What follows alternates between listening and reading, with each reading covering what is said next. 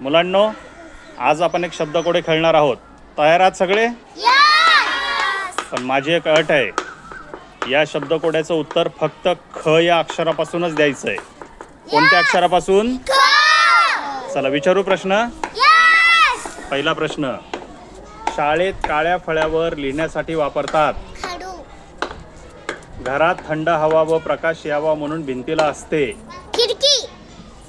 आपल्या कपड्यांना छोटी वस्तू किंवा पैसे ठेवण्यासाठी असतो. खिसा. राजे महाराजे सोन्या नाण्यांचा खूप मोठा साठा सुरक्षित ठेवायचे, त्याला काय म्हणतात? खजाना. पाण्यात व जमिनीवर राहणारा, तिरपा चालणारा, 8 पाय व 2 नांगे असलेला प्राणी. खेकडा. आरोग्यासाठी उत्तम, चवीला गोड, बी असलेलं फळ. खजूर. डोंगरावर आढळणारा खूप मोठा टणक दगड. खडक.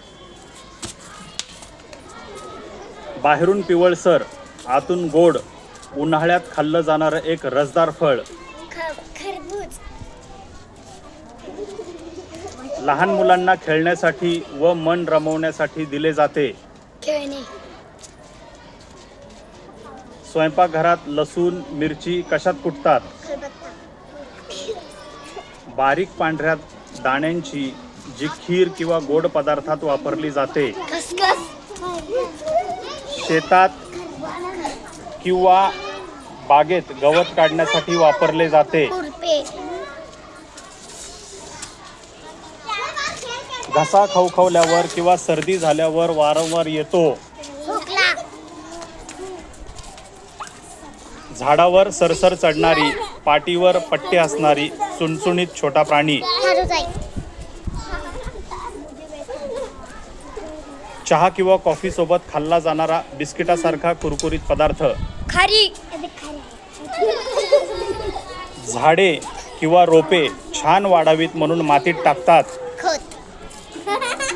जुनी मोडकळीस आलेली गाडी किंवा बैलगाडी याला आपण काय म्हणतो? खटारा.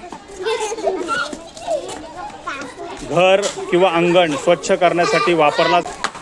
खराटा. धान्यात किंवा रस्त्यावर सापडणारा लहान दगड.